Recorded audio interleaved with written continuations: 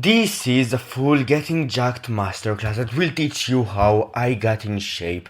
In the end of this video I will explain everything, but before that I need to go over each one of the pieces that will get you in shape. Before everything else, let's talk about the price of not being in shape. Because by not being in shape you pay a certain price. There are benefits to being in shape, and by not being in shape you don't get them. So let's first talk about the halo effect, because this is a pretty known phenomena. We tend to judge people based on what we know about them. The thing is that when we meet people for the first time, we don't know about them a lot, right? You see me right now, you see me being jacked. You don't know a lot about me. You might think that I'm a nerd because I just made this whole presentation. Right? That's not a lot. You still have some idea of who I am.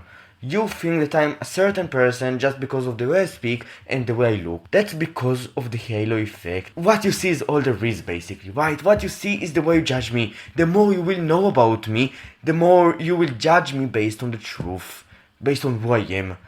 And the thing is that the halo effect is basically the cognitive phenomena of you judging me based on one attribute that I have and judging a lot of attributes that I have based on it. Now think about these two guys. My question for you is, which one is more disciplined?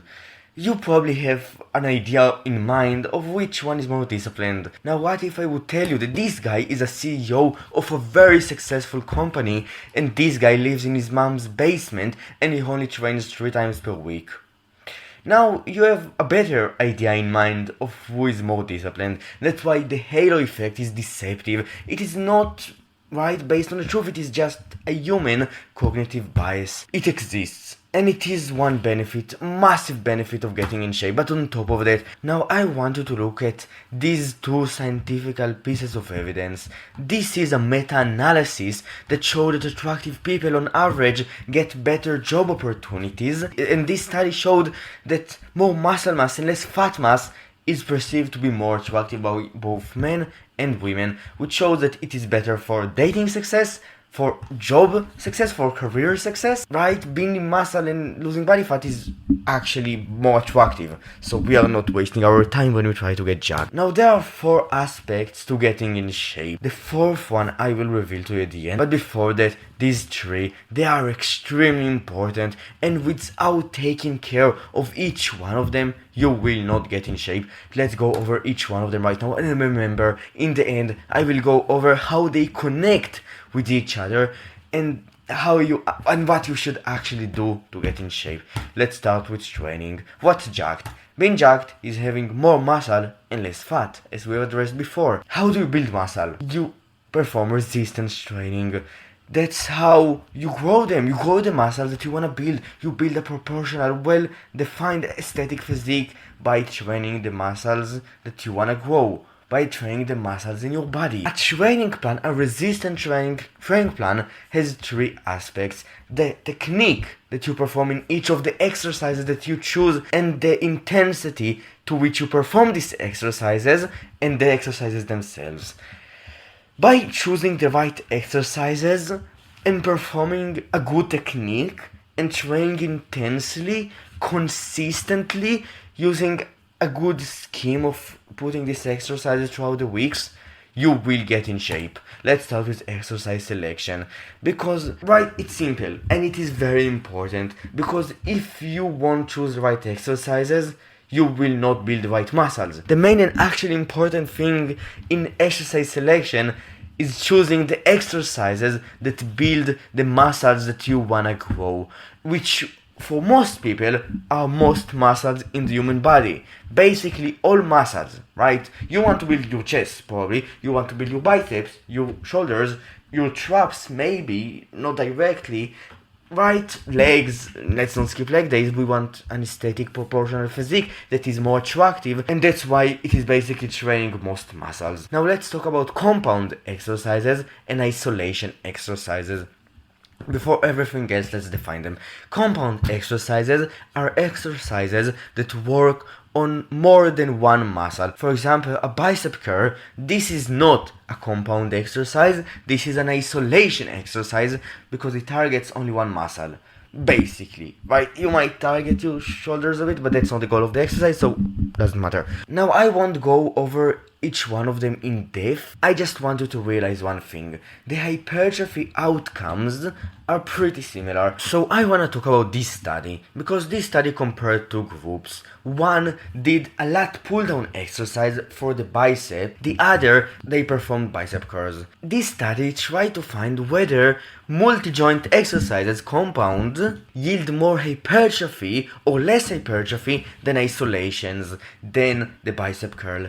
The results were that hypertrophy outcomes in both groups were very similar, which for time efficiency is a massive thing. It basically says that you will be able to achieve very similar hypertrophy outcomes, right? This is one study, but there is some merit to this idea that from one exercise that targets more than one muscle, basically you will train more than one muscle and achieves very similar hypertrophy than if you were to train only one muscle, which implies that you can spend a lot less time in the gym and still see very similar results. Let's talk about technique, because exercise technique is very important. It is basically how you perform the exercise. Let's look at me right now. Let's talk about bench press. We can either perform bench press like this or like this.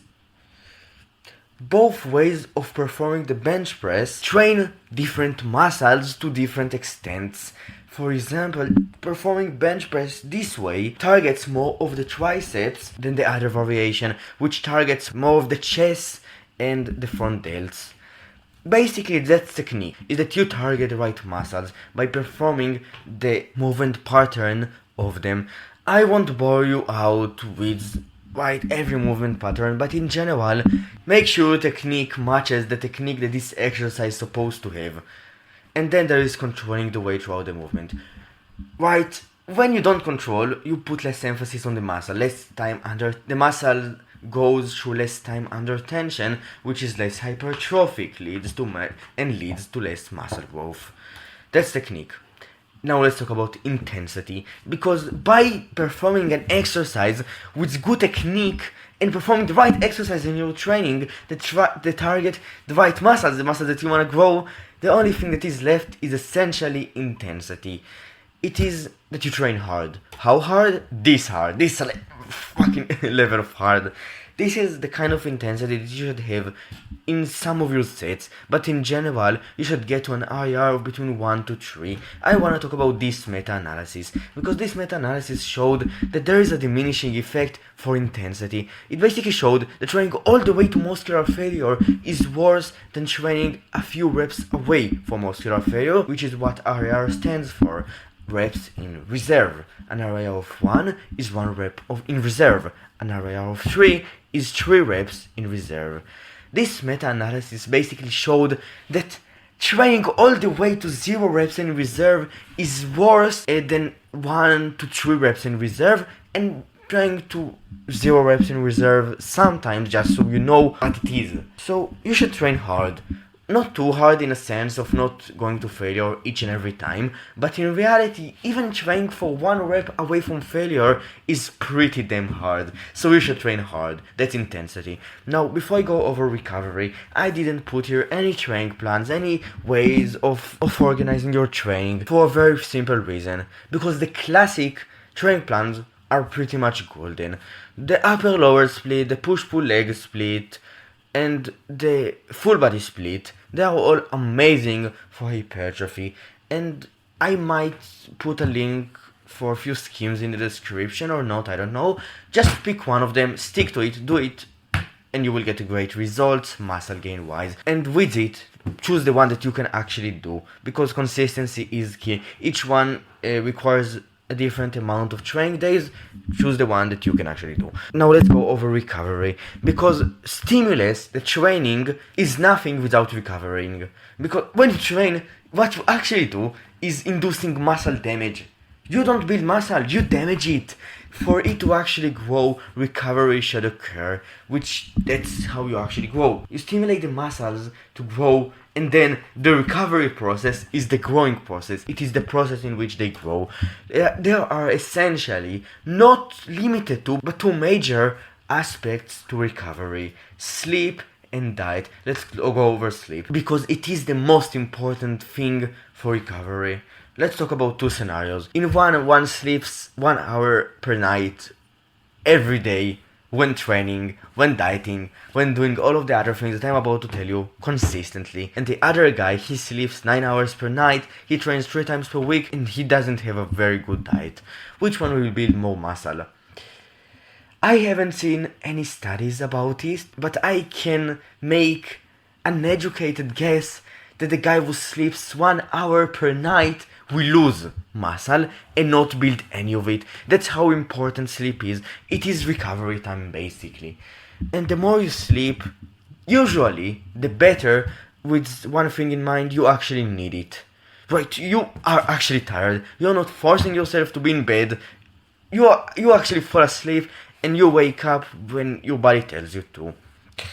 That's the one caveat. On top of that, I won't go over each and every way to improve sleep in this video. So the first one, sleep more until the 10-hour mark as much as you can. Most people can't oversleep, so just sleep more. And the second thing, it is having a consistent sleep schedule. This is important, not for the sheer amount of time of sleep that you will have, because it doesn't matter, but for sleep quality.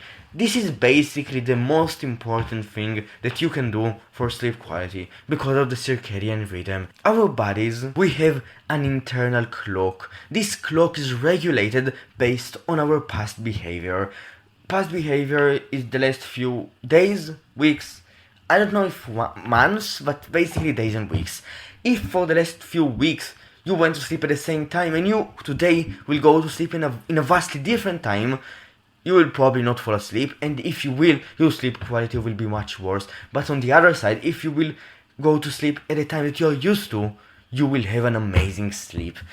Having a consistent sleep schedule is very important for sleep quality. That's the one piece of advice that I will give you when it comes to it. Now let's talk about diet's effect in recovery, because it is fairly important. And when you lose weight, this is essentially the scenario in which you need to keep an eye on it the most. Recovery gets impaired basically when you lose weight, because it boils down to calories. When the calorie balance is a balance of a deficit, you lose weight basically. The body has a deficit of energy, and because of that, it optimizes and uses energy for recovery processes to a lesser degree, especially for muscle recovery processes. It basically you build less muscle when losing weight, and you recover less when losing weight. A deficit causes subpar recovery and more fatigue, and because of that, when losing weight, it is more important to sleep than when not losing weight, because recovery is impaired, right? And also protein intake, because that's the other aspect of it.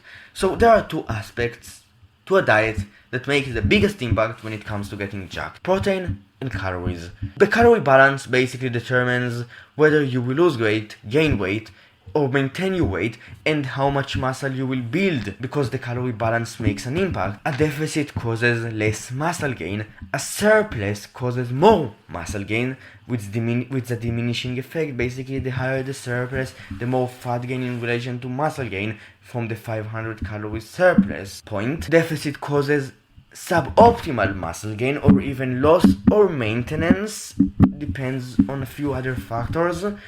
And maintenance basically gives a pretty good amount of muscle gain if other things are done correctly. When it comes to protein, it is very important for building muscle, because protein is the building block of muscle. How our bodies build muscle? They uses the amino acids that proteins are made out of, and because of that, consuming enough protein is key. Now, how many grams per day?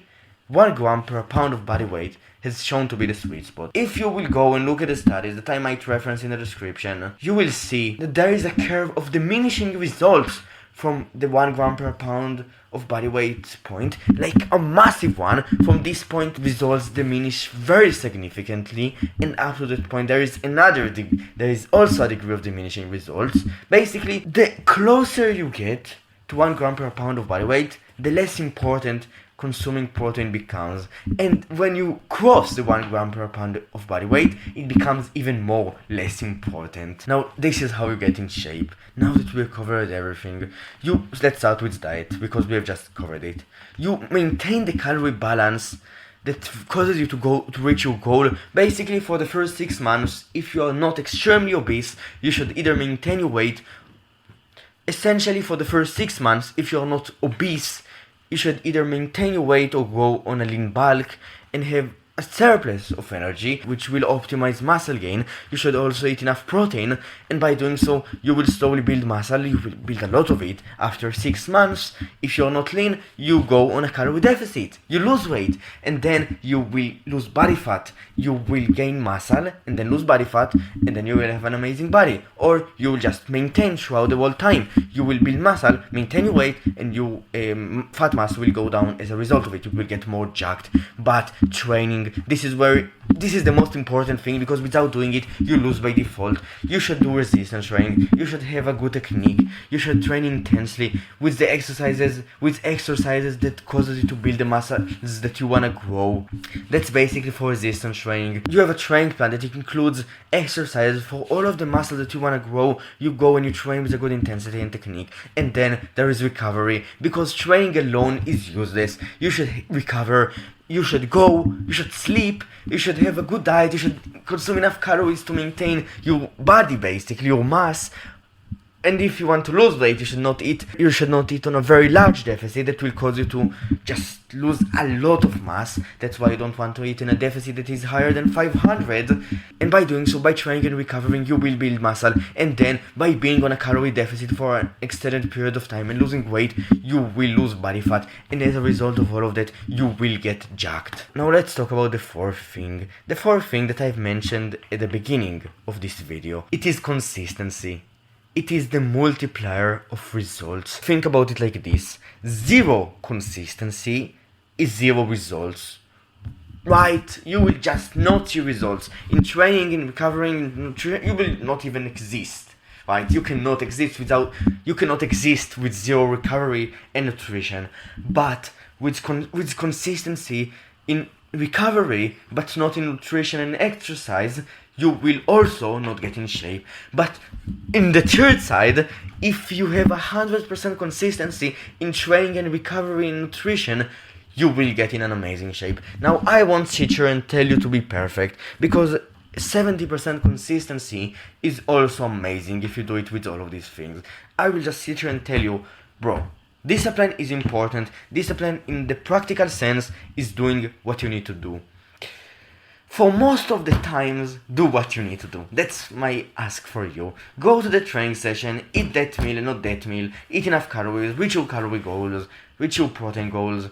By being consistent to this extent, by being disciplined to this extent, you will see very, very, very similar results to the one that I've seen in relation to your genetics. Because I haven't talked about it, but genetics play a massive role. You will not see similar results to me. You will see a similar progression curve to mine if you will be as consistent as me with the right knowledge that I've presented you in this video, but you will not look the same as me, because your genetics will determine that. And if you have been training for less than 6 months, and you think that you have bad genetics, then you might be correct, but more importantly is that you have never actually seen your genetics. You will only know after doing the stuff that I have told you in this video for a few months and years, basically. I don't know how many years, I don't know how many months, this depends on genetics, but that's when you will know, after implementing all of that stuff. And that's essentially it. If you enjoyed this video, you can like and subscribe right now. Show me that you liked it. Tell me, or really make more videos like this one. This is how you tell it to me. You like and subscribe. If you want to get more value, you can check out the link in the description. I will see you tomorrow.